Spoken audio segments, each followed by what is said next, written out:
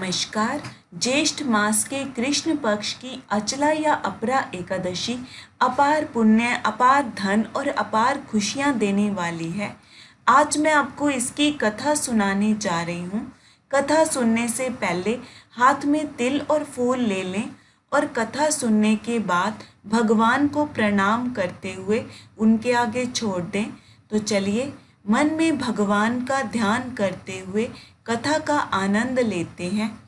अर्जुन ने कहा, हे प्रभु, ज्येष्ठ माह के कृष्ण पक्ष की एकादशी का क्या नाम है तथा इसका महात्म्य क्या है? इसमें किस देवता का पूजन किया जाता है तथा इस व्रत को करने का क्या विधान है? कृपया कर यह सब मुझे विस्तार पूर्वक बताएं। श्री कृष्ण ने कहा, हे अर्जुन, ज्येष्ठ माह के कृष्ण पक्ष की एकादशी का नाम अपरा है, क्योंकि यह अपार धन और पुण्यों को देने वाली है तथा समस्त पापों का नाश करने वाली है। जो मनुष्य इसका व्रत करते हैं उनकी लोक में प्रसिद्धि होती है। अपरा एकादशी के व्रत के प्रभाव से ब्रह्म हत्या, प्रेत योनि, दूसरे की निंदा आदि से उत्पन्न पापों का नाश हो जाता है।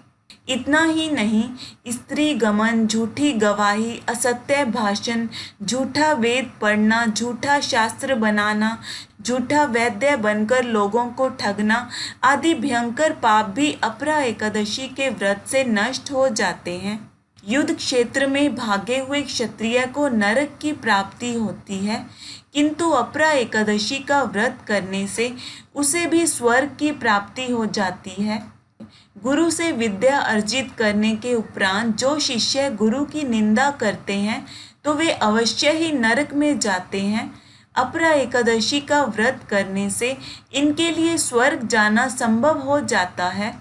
तीनों पुष्करों में स्नान करने से या कार्तिक माह में स्नान करने से अथवा गंगा जी के तट पर पितरों को पिंड दान करने से जो फल प्राप्त होता है वही फल अपरा एकादशी का व्रत करने से प्राप्त होता है। बृहस्पति के दिन गोमती नदी में स्नान करने से, कुंभ में श्री केदारनाथ के दर्शन करने से तथा बद्रिका आश्रम में रहने से तथा सूर्य ग्रहण एवं चंद्र ग्रहण में कुरुक्षेत्र में स्नान करने से जो फल प्राप्त होता है वह फल अपरा एकादशी के व्रत के समान है। जो फल हाथी घोड़े के दान से तथा यज्ञ में स्वर्ण दान से प्राप्त होता है वह फल अपरा एकादशी के व्रत के फल के बराबर है। गो तथा भूमि या स्वर्ण के दान का फल भी इसके फल के समान होता है। पाप रूपी वृक्षों को काटने के लिए यह व्रत कुल्हाड़ी के समान है तथा पाप रूपी अंधकार के लिए सूर्य के समान है। अतः मनुष्य को इस एकादशी का व्रत अवश्य ही करना चाहिए।